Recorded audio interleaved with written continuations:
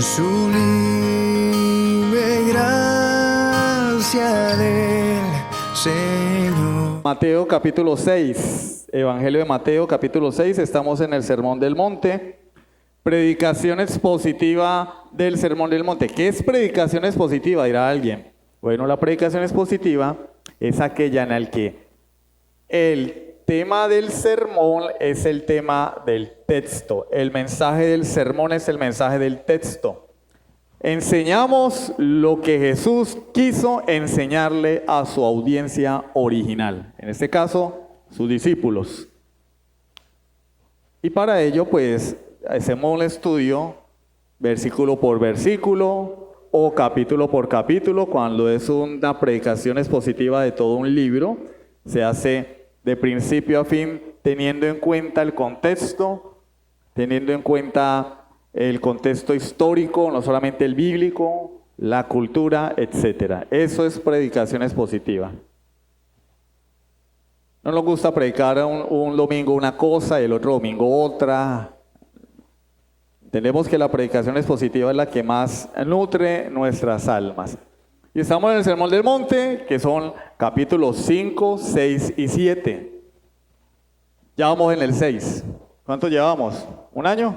¿Más? Que todavía falta bastante. Mateo capítulo 6, por favor. Y vamos a leer los versículos 9 y 10. Yo creo que ya deben sabérselo de memoria, tanto repetirlo, ¿no? Mateo 6, versículos 9 y 10, dice la palabra de Dios. Vosotros pues oraréis así: Padre nuestro que estás en los cielos, santificado sea tu nombre. Venga tu reino, hágase tu voluntad, como en el cielo, así también en la tierra. Oremos. Padre celestial, te quiero pedir, Dios, en el nombre de Jesucristo, que hables a nuestras vidas. Que me uses como un instrumento en tus manos para bendecir a tu iglesia. A pesar de mi debilidad, a pesar de mis limitaciones, Señor, que tu nombre sea glorificado en medio de tu pueblo y que todos podamos contemplar a Jesucristo revelado en las Escrituras. A ti sea la honra y la gloria. En el nombre de tu amado Hijo Jesús. Amén. ¿Cuántos de los acá presentes han sembrado alguna vez algo? Todos. En la escuela lo ponen a uno a sembrar frijolitos, ¿no? En un pote de compota, un frasco de mayonesa, con un algodón y agua. Y la semilla, el frijolito o la alberja o arveja, como quieran, brotaba y salía un tallito. Y uno era bravo y lo presentaba ya. Excelente, le ponían a uno. ¿Por qué? Porque el frijol brotó, ya. O un granito de maíz.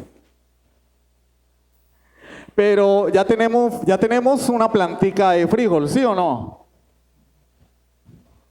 Pero no podemos cosechar frijol, ¿o sí? ¿No? Hay que esperar. Pero ya tenemos una planta de frijol, ¿sí? Eso es lo que sucede en el reino vegetal. Sembramos, tenemos que esperar un tiempo a que esa plantica se desarrolle y al final cosecha. Y así todo. Uno siembra unas pepitas de naranja, sale una matica de naranja. Uno siembra un aguacate y se puede morir esperando que germine, pero cuando germina, después tiene que morirse otra vez esperando que salgan aguacates. Dígame la palma de cera. Pero hay un proceso de crecimiento y desarrollo, pero la planta ya está ahí desde el momento en que se germina. En el Evangelio de Mateo capítulo 13 tenemos lo que se conoce como las parábolas del reino. Las parábolas del reino. Son varias, pero yo quiero resaltar dos de esas parábolas. La primera la parábola de la semilla de mostaza. Mateo 13, 31 y 32. Dice, otra parábola le refirió, diciendo, el reino de los cielos es semejante al grano de mostaza que un hombre tomó y sembró en su campo. Esta es, a la verdad, la más pequeña de todas las semillas, pero cuando ha crecido, es la mayor de las hortalizas y se hace árbol, de tal manera que vienen las aves del cielo y hacen nidos en sus ramas. Esa es la parábola de la semilla de mostaza. Hay otra parábola que es la parábola del trigo y la cizaña. Se la voy a narrar porque para no extendernos. Un hombre tenía un campo y sembró trigo. Vino su enemigo, sembró cizaña. Y cuando germinaron los dos, los siervos vieron, Señor, tú sembraste trigo, hay cizaña en medio del trigo. Y el Señor dice, un enemigo ha hecho esto. Y los siervos le dicen, Señor, pues arranquemos la cizaña. Y el amo dice, no, porque si arrancáis la cizaña, podéis también arrancar el trigo. Esperemos al tiempo de la siega, el tiempo de la cosecha. Y se arrancará todo, el trigo será puesto en el granero y la cizaña será quemada. Estas dos parábolas nos enseñan lo que relatamos al comienzo. Se siembra, se espera y después viene la cosecha. Algunas personas piensan que Jesucristo no ha venido a reinar al mundo porque sus expectativas judaicas no se han cumplido.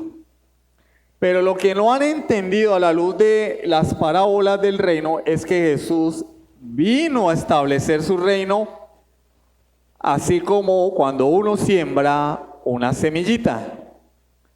Se siembra, se espera y después se cosecha. Y por eso utilizó la parábola de la semilla de mostaza, utiliza la parábola del trigo y la cizaña, utiliza la parábola del sembrador, para enseñarnos que cuando Él vino por primera vez, sembró su reino.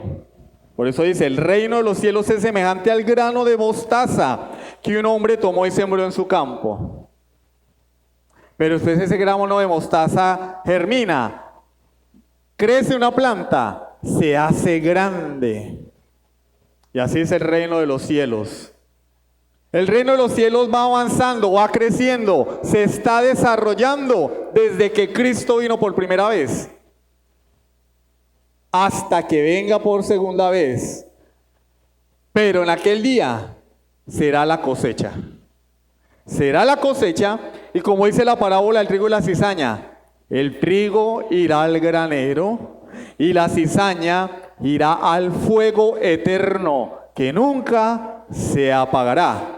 Porque después él explica la parábola y dice, la cizaña son los hijos de Satanás, los hijos del malo. El título de la predicación de hoy es Venga tu reino. Y vamos a ver 3 punticos. En primer lugar, el reino espiritual de Cristo. En segundo lugar, el progreso del reino. Y en tercer lugar, ya a manera de conclusiones, venga tu reino. ¿Qué significa eso? ¿Por qué debemos orar pidiendo que venga el reino? Si ya vino, el reino de Dios vino en el primer siglo, cuando Cristo nació. ¿Por qué pedimos venga tu reino? Y porque el Señor en Mateo 6 nos dice que debemos pedirle a Dios que venga a su reino, si el reino ya vino. Entonces, vamos a comenzar por el principio. Primer punto, el reino espiritual de Cristo. Cuando leemos los profetas del Antiguo Testamento, es fácil imaginar el siguiente cuadro. Nosotros leemos la profecía del Antiguo Testamento. ¿Qué es lo que ellos esperaban? El reino de Dios. Recordemos que la semana pasada hablábamos de cómo Dios ha querido establecer su reino en la tierra. Lo hizo en el Edén. Hizo un pacto con Abraham, luego con Moisés, luego con David, para establecer un reino nacional. Pero esos reinos no cumplieron las expectativas porque Adán pecó. Y el reino nacional de Israel, si ustedes leen el libro de Jueces, que es el que estamos leyendo ahora, se van a dar cuenta la maravilla de pueblo que era Israel. Desde el primer día desobedecieron a Dios. Josué muere y lo primero que hace Israel, ¿qué es? Desobedecer a Dios. Dios les ordenó conquistar la tierra, no hacer alianza con las naciones paganas. Dicho y hecho, todo lo contrario. Habitaron en medio de las naciones paganas y en lugar de destruirlas como les mandó Dios, les impusieron tributo. ¿Para qué vamos a destruir estas naciones si podemos sacar un dinerito? Mejor que nos paguen impuestos. ¿Qué pasó? El pueblo se corrompió, terminó adorando otros dioses, terminaron sirviéndole a esas naciones que se suponía debían conquistar. El reino nacional falló. De hecho, años después fueron llevados cautivos a Babilonia. Después viene el Salvador prometido, a quien ellos esperaban. ¿Qué hicieron? ¿Qué hicieron con el Salvador? Lo mataron. Lo mataron. Porque no era el Salvador político que les iba a solucionar sus problemas. Lo asesinaron. Esa expectativa de un reino terrenal que surgiría a partir de la venida del Mesías, en el cual la maldad dejaría de existir, la tierra se llenaría de la presencia gloriosa de Dios, el pueblo de Dios reinaría en la tierra y adorarían a Dios por siempre, aquí y ahora. Es lo que había en la mente de los judíos cuando Jesús hizo su aparición. Eso es lo que ellos pensaban. Sus discípulos también pensaban eso. Llegó el Mesías. Y entonces Santiago y Juan pensaron que iban a ser el ministro de Interior y el ministro de Economía. Señor, en tu reino, que yo me siente a la derecha y mi hermano se siente a la izquierda. Bueno, de hecho no fueron ellos los que hicieron la petición, fue la mamá de Santiago y Juan, hijos de Zebedeo, primos de Jesús. Señor, que en tu reino mi hijo se siente a la derecha y mi otro hijo a la izquierda, porque tú eres el rey. Que ellos sean el ministro de Interior y el ministro de Defensa, a gobernar aquí en la tierra. Y el Señor le dice, no sabes lo que pedís.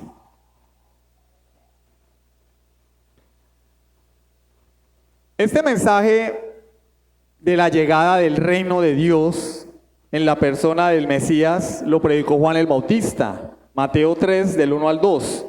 En aquellos días vino Juan el Bautista predicando en el desierto de Judea y diciendo, arrepentíos porque el reino de Dios se ha acercado. ¿Cuándo llegó el reino?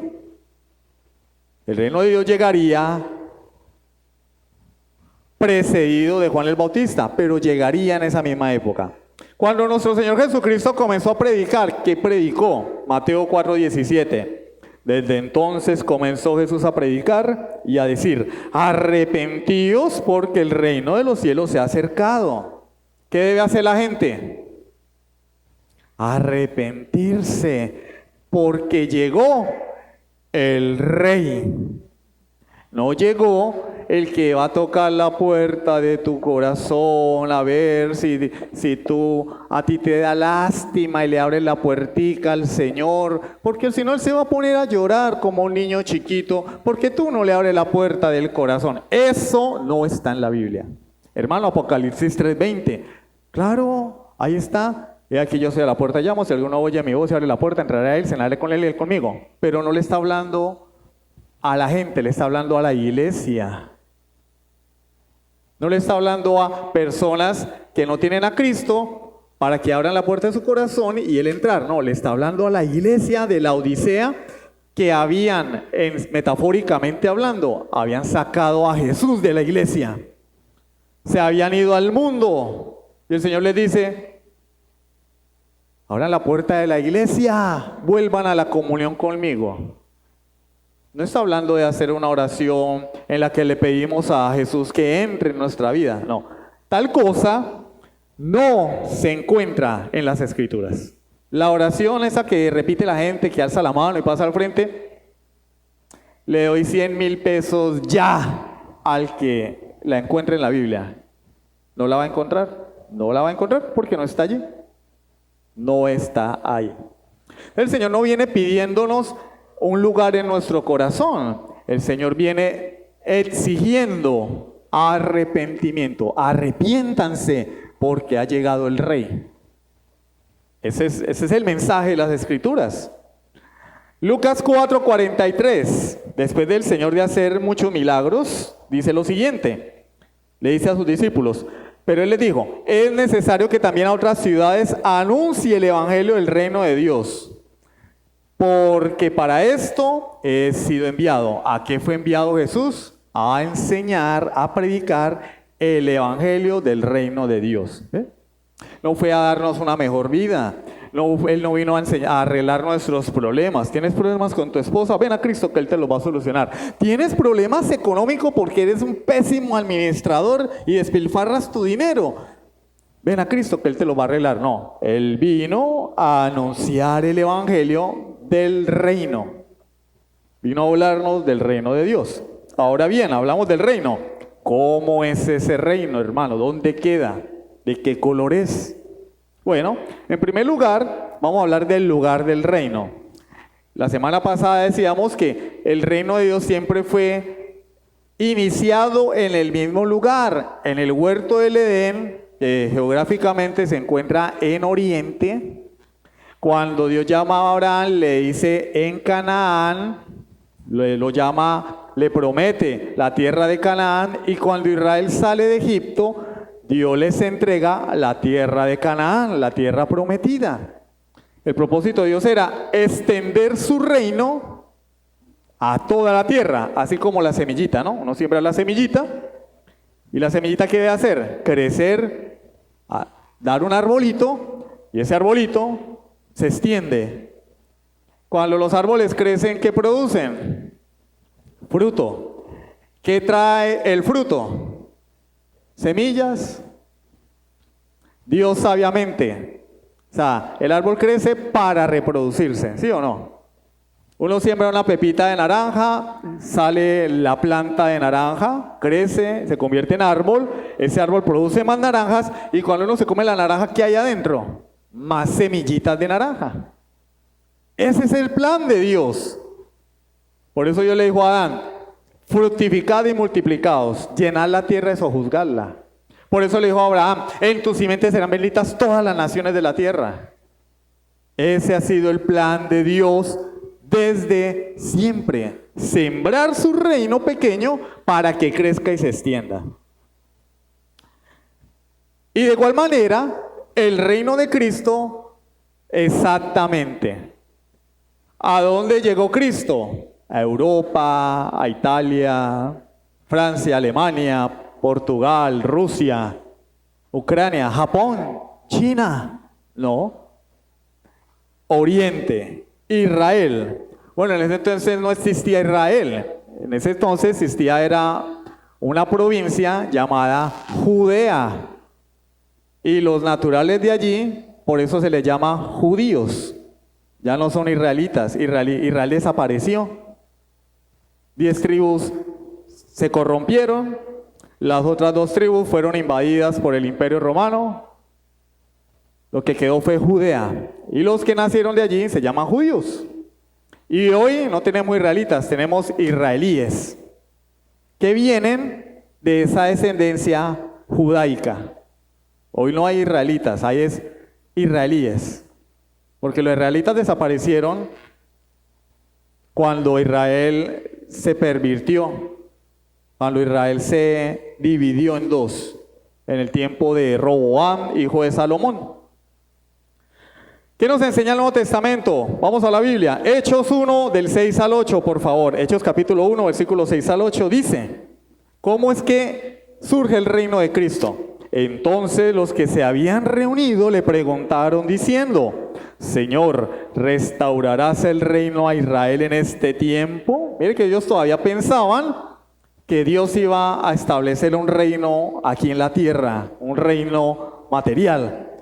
Él les dijo: no os toca a vosotros saber los tiempos o las sazones que el Padre puso en su sola potestad. Hijitos, eso no les concierne a ustedes. Eso no es asunto de ustedes, muchachos.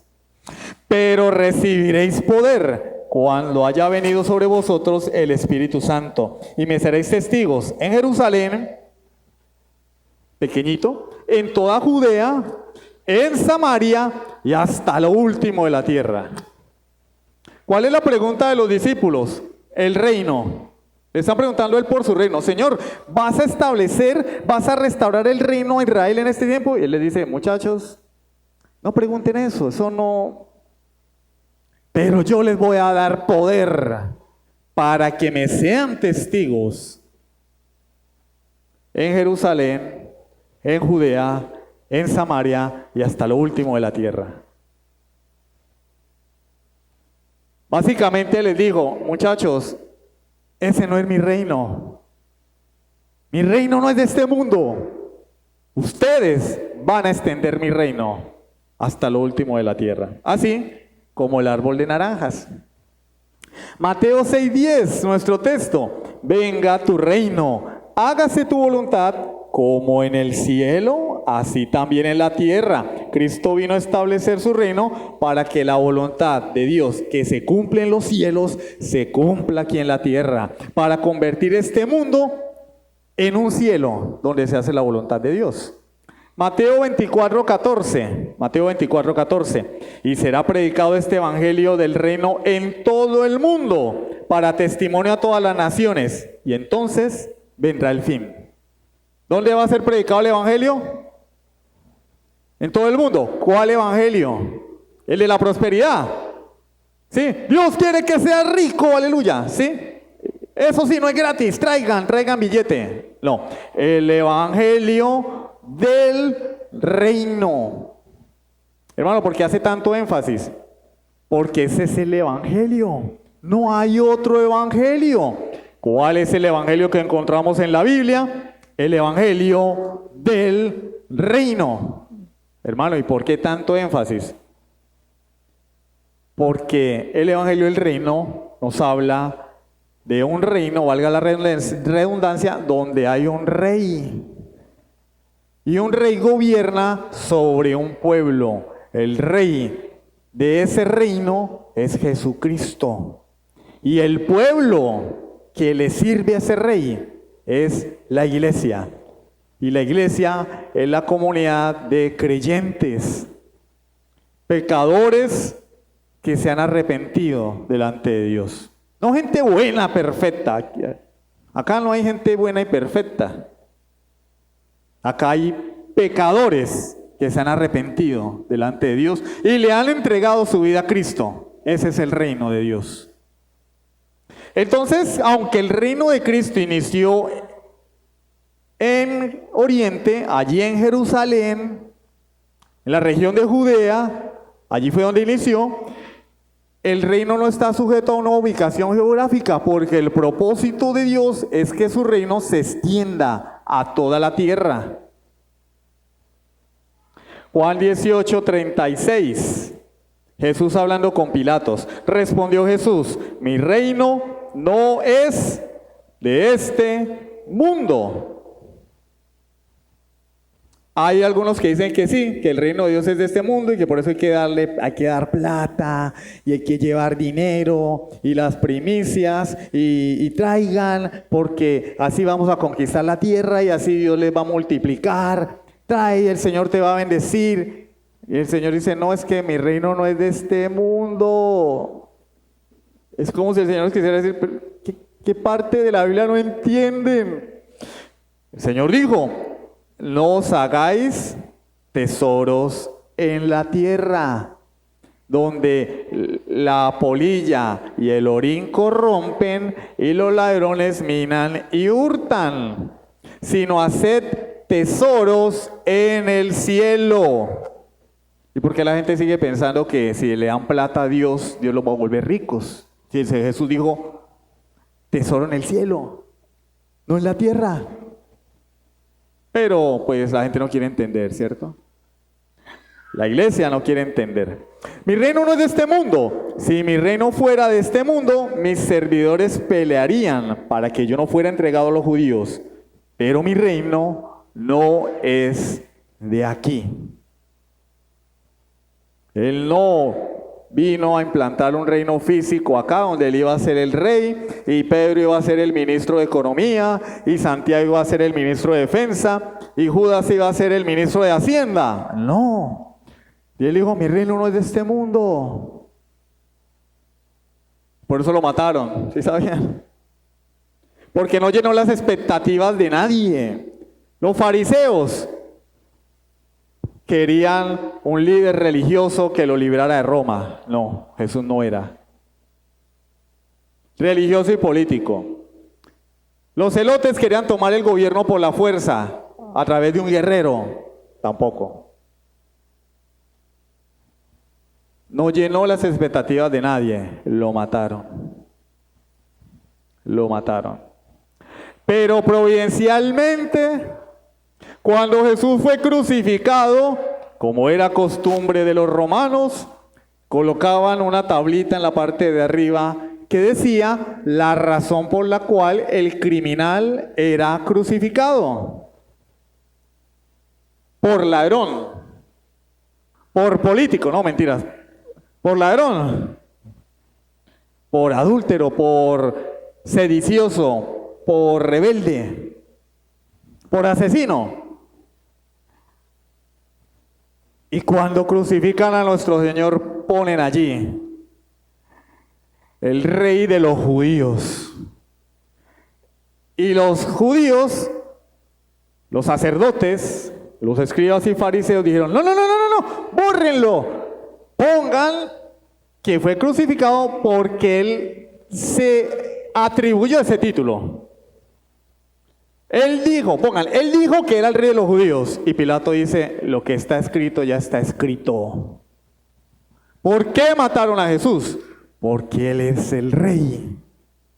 Y esa cruz es testimonio. Esa inscripción es testimonio de que Él es el verdadero rey. Pero su reino no es de ese mundo. No es el rey que ellos imaginaban. ¿Cuál es el pueblo de este reino? Bueno, si el reino de Él no es de este mundo, pues su reino no es como los reinos de la tierra.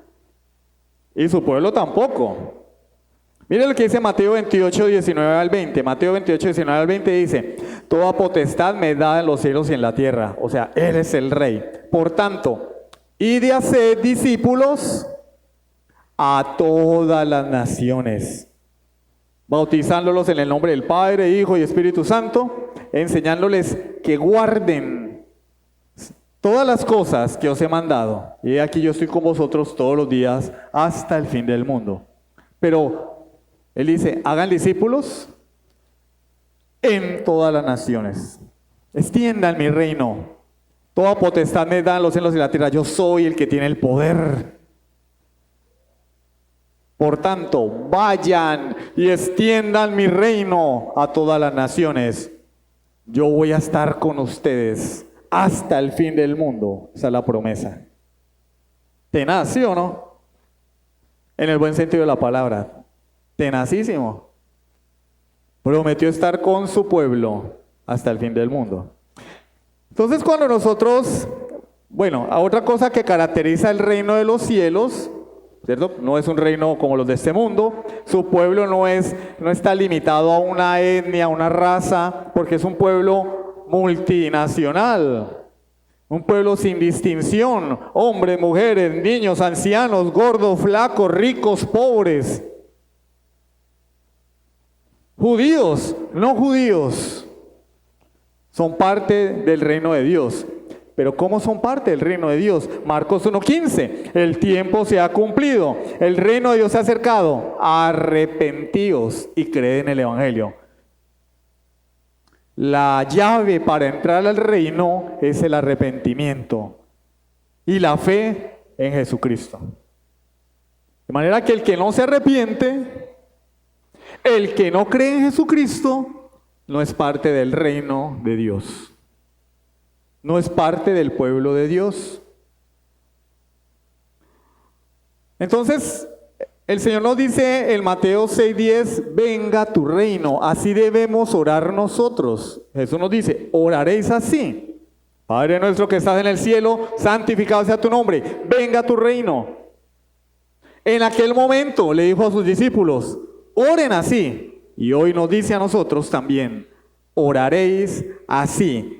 Venga tu reino. Y así tenemos que orar hasta el fin de los tiempos. Ahora la pregunta es, ¿por qué debo orar así si Jesús ya estableció su reino? Y eso nos lleva a nuestro segundo punto, el progreso del reino. El progreso del reino. El reino de Dios lo podemos ver de tres formas. En primer lugar, el reino que ya llegó. ¿Cuándo llegó? Cuando Jesús vino. ¿Sí? Mateo 12:28. Lo leímos en la introducción.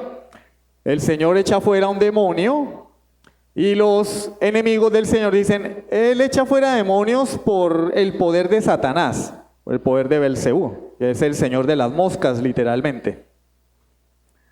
Él viene, es el nombre de Satanás, y Jesús le dice, utiliza la fraseología o los términos del reino. ¿Sí? Una casa dividida, un reino dividido contra sí mismo no se puede sostener. Versículo 28. Pero si yo por el Espíritu de Dios echa fuera a los demonios, ciertamente ha llegado a vosotros, ¿qué? El reino de Dios. ¿Ven? El reino de Dios. Si yo vengo en el nombre de Dios y echo fuera demonios, lo que ha llegado ha sido el reino de Dios. Es decir, el reino de Dios ya está aquí. Yo ejerzo este poder, soy soberano. Esta majestad, este dominio son míos, porque este es el reino de Dios. Es decir, el reino de Dios ya había llegado con la aparición de Jesucristo. Lucas 17:20-21. Preguntado por los fariseos cuándo había de venir el reino de Dios, le respondió, vuelvo y le refresco la memoria, los judíos esperaban un líder político, un guerrero, así como el Capitán América,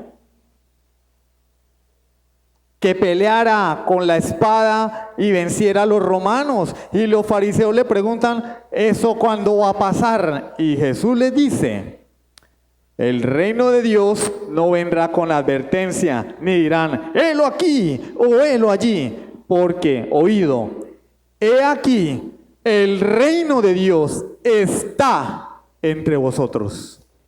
¿Cuándo vino el reino de Dios? Con el advenimiento de Jesucristo. No busquen la aparición del reino, el reino ya está entre vosotros. La segunda forma en la que podemos ver el reino de Dios es que está hoy aquí. Es decir, el reino ya llegó con Cristo, pero aquí, hoy, está el reino. ¿Dónde? En el corazón y en las vidas de aquellos que se someten a Dios, de los que creen en Jesucristo, en su pueblo, en la iglesia. Colosenses 1, 13 y 14. Hablando de Jesús, el cual nos ha librado de la potestad de las tinieblas. Potestad es poder.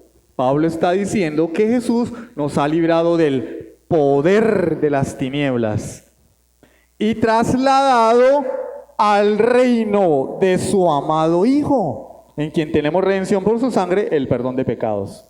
¿Qué hizo Jesús? Nos libertó de nuestro amo, de nuestro esclavizador, que era Satanás. Ahí no dice que yo me liberté a mí mismo, no, es que yo cuando quiera dejo ese vicio, yo cuando quiera cambio, más adelante, no, Cristo viene, te liberta. ¿Por qué?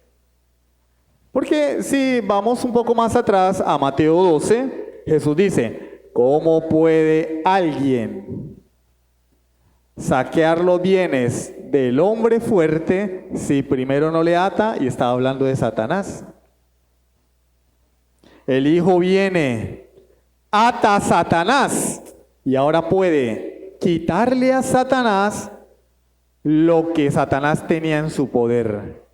Ata al hombre fuerte. El hombre fuerte no es el presidente, como nos enseñaron. No, hay que buscar el hombre fuerte. Hay unas cosas ahí que parecían más brujería que cualquier otra cosa. No, el hombre fuerte es Satanás.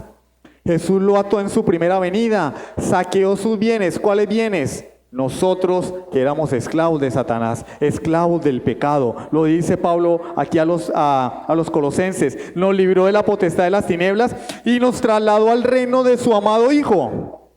Oído, en quien tenemos redención por su sangre, el perdón de pecados. Ah, sí, redención. No, hermano, redención es lo que sucedía cuando yo rescataba a un esclavo. Hoy no hay esclavitud, ¿no? Bueno, algunas mujeres son esclavas de los maridos y algunos maridos son esclavos de sus mujeres, ¿no? Pues con esto del empoderamiento femenino. Pero en tiempos de esclavitud, un hombre nacía esclavo y moría esclavo. Si ese hombre, ya en este caso las personas de color o negritas, querían ser libres, tenía que venir otro y comprarlo. Señor John Smith, ¿cuánto vale su esclavo? Mi esclavo vale $1.000.000. Véndamelo. Yo compraba el esclavo, ahora ese esclavo es mío. Es libre de John Smith, ahora me pertenece a mí. Y eso es lo que Pablo está diciendo acá, que con la sangre de Cristo, Él me redimió, Él me compró, me arrebató de las manos de Satanás. Y me trasladó, ¿a dónde? Al reino de Dios. ¿Sí ven? El reino de Dios está acá. Cada vez que un pecador se arrepiente, es trasladado al reino de Dios. Oído, el reino de Dios, pues para que parezca bobo, ¿no? Ay, el reino de Dios. El reino de Dios es el reino donde Dios es el rey. No donde tú eres el rey. No es donde yo con mi vida hago lo que me venga en gana. No, es el reino donde Él hace con tu vida lo que Él quiere. Y tú, como súbdito del rey, haz lo que quieras de mí, Señor, como dice el himno. Señor, mi vida está en tus manos, haz lo que quieras conmigo. Ese es el reino de Dios. Primera a los Corintios 15, 25 y 26.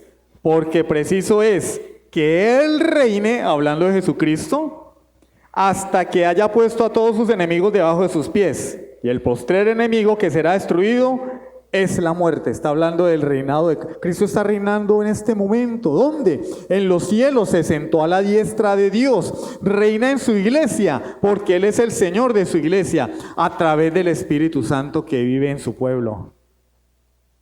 Gobierna los corazones de su pueblo. Él es el Rey. Y la tercera manera en la que podemos ver el reino es que el reino está por venir. Ya llegó con Cristo, está aquí porque Cristo reina en el corazón de su pueblo, pero va a venir. ¿Cuándo? Cuando Cristo venga por segunda vez. Eso es lo que anuncia el Nuevo Testamento. Esa es la esperanza del cristiano, la segunda venida de Cristo. Y aquel día se concluirá la historia de la redención. Ese reino ha ido progresando desde que Cristo vino por primera vez, se ha ido desarrollando, y por eso la parábola de la semilla de mostaza nos lo ilustra. Él dijo, el reino de los cielos es como un grano de mostaza que un hombre sembró en el campo. Siendo la más pequeña de las semillas, cuando crece la mayor de las hortalizas, se hace un árbol tan grande que vienen las aves del cielo y hacen nidos en sus ramas. Sembró el reino en su primera venida, el reino va creciendo, va creciendo, va creciendo. Cuando uno siembra una plantica, las naranjas no aparecen de la noche a la mañana, ¿o sí? Al día siguiente apareció el árbol lleno de naranjas. No, sale una naranjita, sale otra más pequeña, van creciendo, van creciendo, van creciendo, y ya en su etapa madura, el árbol está lleno de naranjas. Pero hay un desarrollo, hay un progreso. Y eso sucede con el reino de Dios. El Señor nos enseña que su reino va a crecer hasta llegar a ser un árbol maduro que llene la tierra. ¿Cuándo será esto? Cuando todos sus elegidos se conviertan al Evangelio. En aquel día el reino será consumado y Cristo vendrá a cosechar parábola del trigo y la cizaña. Los hijos de Dios son el trigo. Tomad el trigo y guardadlo en el granero. Los hijos de Satanás, que no se arrepienten, que le dan la espalda a Dios, que viven de espaldas a Dios, la cizaña. ¿Y qué va a ocurrir con la cizaña? Será echada al fuego. Porque la cizaña no sirve para más, solo sirve para dañar la cosecha. Y en ese momento será consumado el reino de los cielos. Y mientras tanto, nosotros, ¿qué hacemos en este tiempo de progreso y crecimiento del reino? Mateo 6:33. ¿Qué dice Mateo 6:33? Buscad primeramente el reino de Dios y su justicia. ¿Qué debemos hacer nosotros los creyentes? Bueno, pues el Señor va a venir, vamos a acostarnos a dormir. Vamos a vivir la vida cristiana light, la mera macanería, chévere, todo bien.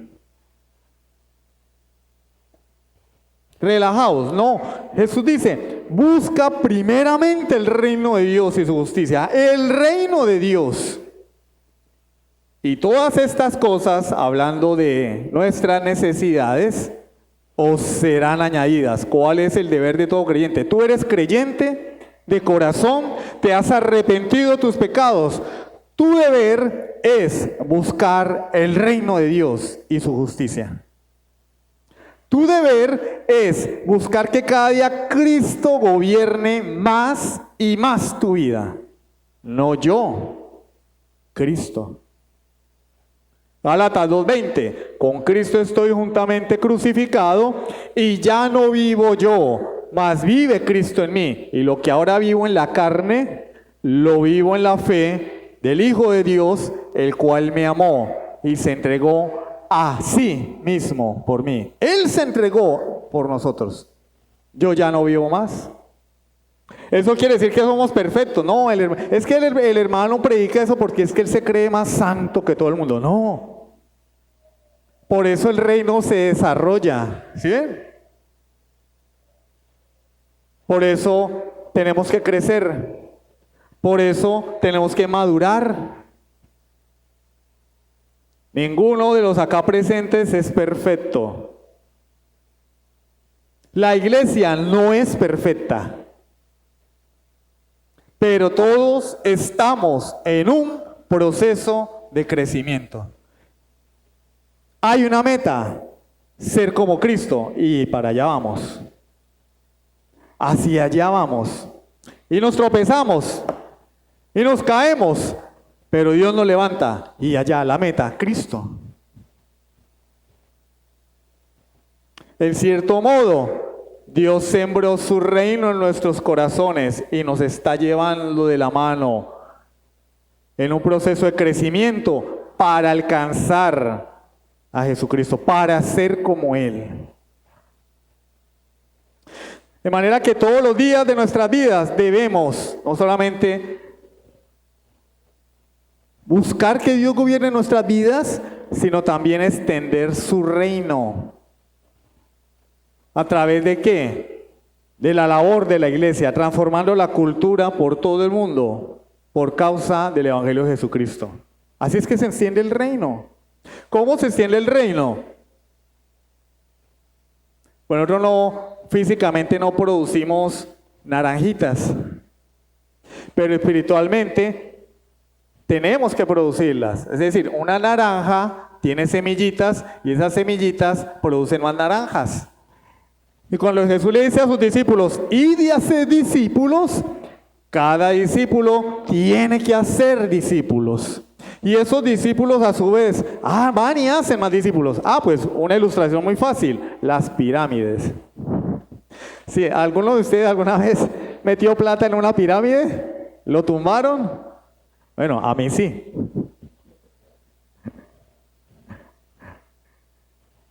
El de arriba consigue otro, ¿cierto? Ese otro consigue otros. Y esos otros consiguen otros. Y así. ¿Cuál es la diferencia acá? Que acá no se le tumba plata a nadie. El de arriba le predica a estos. Estos crecen, maduran, le predican a otros. Esos crecen, maduran, le predican a otros. Y cuando nos damos cuenta tenemos una pirámide. ¿De qué? De santidad. Una pirámide de creyentes. Se ha extendido la semilla. Ha crecido, ha dado fruto. Eso nos lleva a nuestro tercer punto. Venga tu reino. ¿Por qué oramos venga tu reino? Porque el Señor nos dice venga tu reino. Porque esa siempre ha sido la voluntad de Dios. Establecer su reino. Comenzó en el huerto del Edén. Después trató con un pueblo, Israel. Pero de forma definitiva, con la iglesia. Ese es el reino definitivo de Dios, que se ha extendido a toda la tierra. Hoy, el japonés es parte del reino de Dios y se arrepiente. El africano es parte del reino de Dios y se arrepiente. El venezolano, el colombiano, el pastuso, el argentino, el costeño, el ureñense, el gocho. Todos pueden ser parte de ese reino si se arrepienten. Y así el reino llena toda la tierra. Todas las esperanzas del reino de Dios en el Antiguo Testamento encontraron su cumplimiento en Cristo. Él es el Rey, Él es el Salvador, Él es el Príncipe de Paz, Él es el Mesías prometido. Todo se cumplió en Él. Y es por la obra de Cristo que su reino llegó, está y vendrá a nosotros. Por la obra que Él hizo en la cruz. De manera que orar para que venga el reino de Dios es pedirle al Señor que su iglesia crezca a medida de que damos testimonio a la gente para que se sometan a ese Rey. Ven a Cristo, arrepiéntete. Ese es el llamado que hace la iglesia. No es diferente al llamado que hizo Jesús, ni es diferente al llamado que hizo Juan el Bautista. ¿Qué dijo Juan el Bautista? Arrepentidos porque el reino se ha acercado. ¿Qué dijo Jesús? Arrepentidos porque el reino se ha acercado. ¿Qué dice la iglesia hoy? Arrepiéntete porque el reino se ha acercado. Y cuando venga en aquel día el rey, va a venir por su pueblo, pero destruirá a sus enemigos. Y será mejor que tú seas hallado como parte del pueblo de Dios, a que seas encontrado como enemigo del rey. Hay que tener en cuenta algo muy importante. Él es el rey. Hermano, pero es que usted no se ha cansado de repetir lo mismo desde que empezó. Ustedes saben cómo conquistaban los reyes a los pueblos en la antigüedad. Por las buenas o por las malas. Ellos llegaban a un pueblo y decían, entréguense, sométanse al rey. Y el pueblo decía, bueno, y si nos entregamos, ¿qué pasa? Les perdonaré la vida, me van a servir y yo los voy a sostener. Y decía el pueblo, y si no nos entregamos, si no nos dejamos, el rey decía, pues con el dolor de mi alma los voy a matar a todos. Porque yo voy a conquistar esta tierra a las buenas o con la espada. Eso sucedía en lo antiguo. Así es que se extienden los reinos. Así se extienden los imperios. Así se extienden los imperios modernos. No con la espada, pero sí con triquiñuelas, con pandemias, con Agenda 2030, ideología de género. Los que se entregan al rey preservan su vida, pero los que se enfrentan al rey sufren la ira del rey.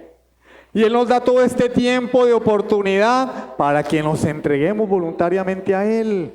Y Él no nos ofrece agua, comida, una tierra. Él nos ofrece los cielos, la vida eterna. Pero a los que le rechazan, el fuego eterno, por ser enemigos del Rey. De manera que nuestro deseo como creyentes debería ser que su reino ahonde en nuestros corazones, pero también que ese reino se extienda a la vida y el corazón de otras personas, hombres y mujeres. Cuando oramos, venga a tu reino, le pedimos al Señor que el evangelio tenga éxito. Señor, que cuando se predique tu evangelio, las personas oigan el mensaje. Cuando se predique a Cristo, vengan a Él.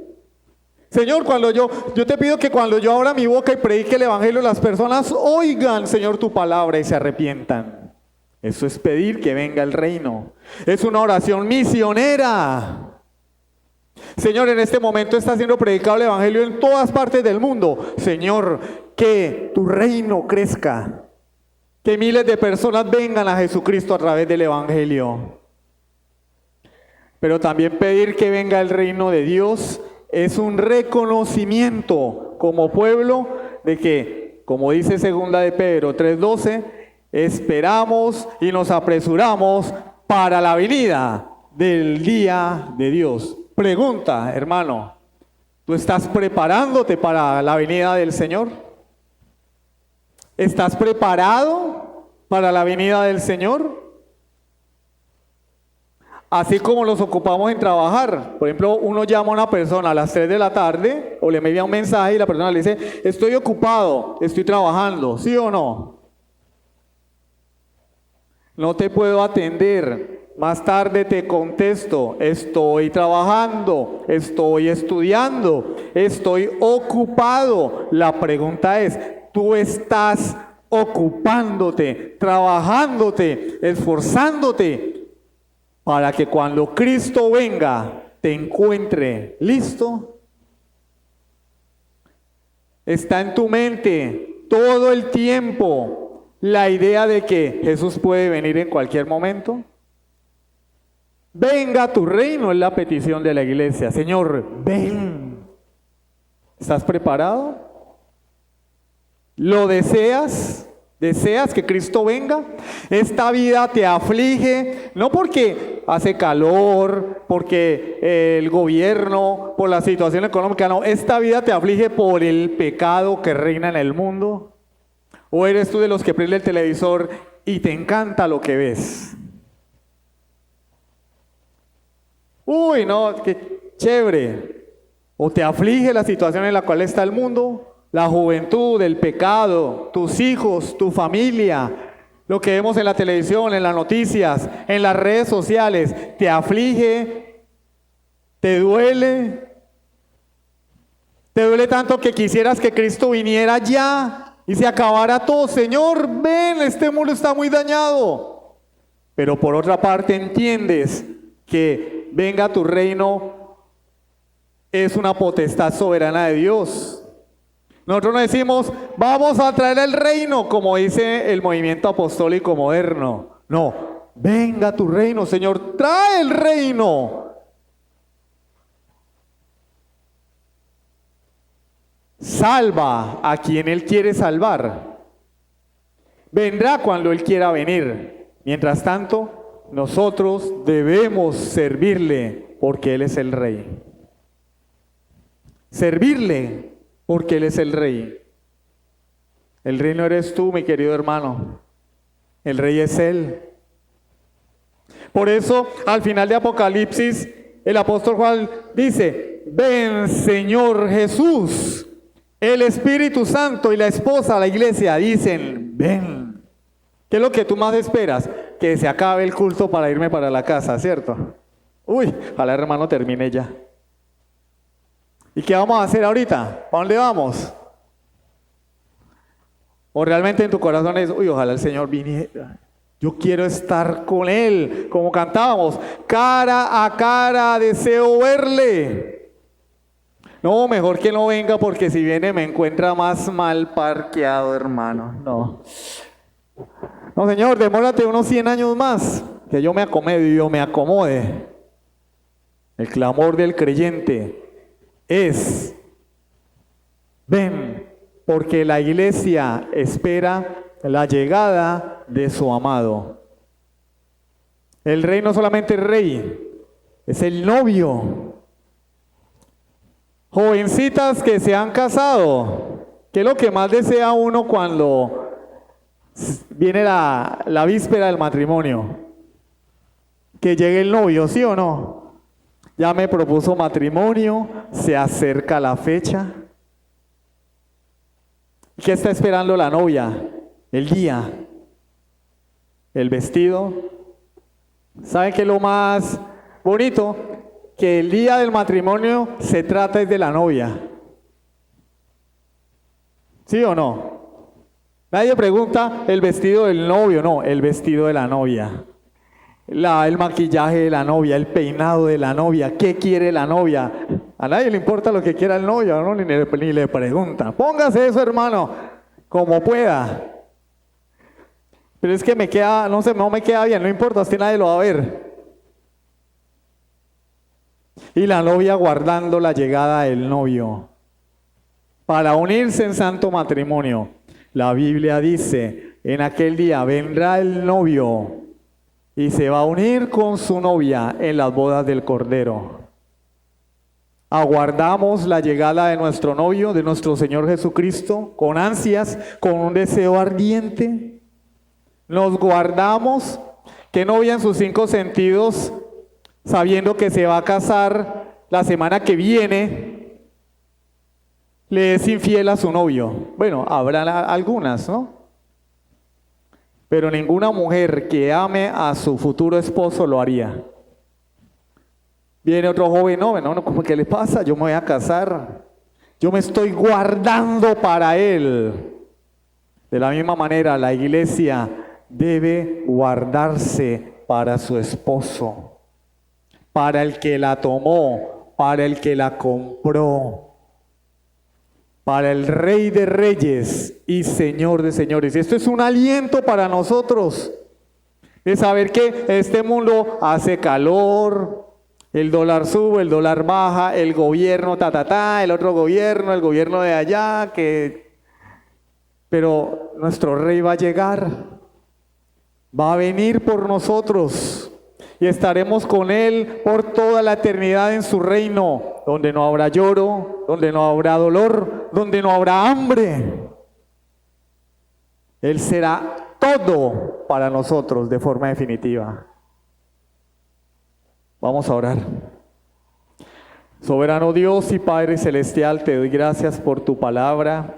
Gracias por este mensaje, Señor, que nos has regalado hoy. Gracias por ese Rey de Reyes y Señor de Señores, que se hizo hombre para redimirnos, para comprarnos con su sangre, liberarnos de la esclavitud del reino de las tinieblas. Teníamos un rey, que era Satanás. Éramos esclavos del pecado, pero nuestro Rey murió en una cruz para darnos libertad. Y ahora reina desde los cielos en el corazón de todos los verdaderos creyentes a través del Santo Espíritu tuyo, Señor, para llevarnos cada día a la obediencia a tu palabra, Dios. Ayúdanos, Señor, porque somos débiles. Ayúdanos, Señor, porque falta fe en nuestros corazones. Aumenta nuestra fe, Señor, y ayúdanos a contemplar ese reino con los ojos de la fe, a ver la eternidad, Señor, a vivir a la luz de ella, sabiendo que esta vida no lo es todo. En cualquier momento morimos, en cualquier momento en un accidente, un infarto, una enfermedad nos puede robar la vida. ¿Y qué vamos a hacer? ¿Cómo nos vamos a presentar delante de ti? ¿Arrepentidos de nuestros pecados? o como enemigos del Rey. Padre, yo te pido que no permitas que nadie salga de aquí hoy sin ponerse a cuentas con el Rey, sin rendirle su vida al Rey, sin arrepentirse de sus pecados. Trae arrepentimiento y fe a la vida de mis amigos, Señor, que nos acompañan hoy, para que puedan, como dice Juan 3, ver el reino de Dios y no solamente verlo, entrar al reino a través de la fe en Jesucristo. Salva, Señor, estas vidas. Y a tu iglesia, llévanos a una conciencia mayor de lo que es ser parte de tu pueblo. Un compromiso de fe, un compromiso con el Rey de Reyes. Gracias, Dios mío. Oramos en el nombre de Jesucristo. Amén. Sublime gracia del Señor.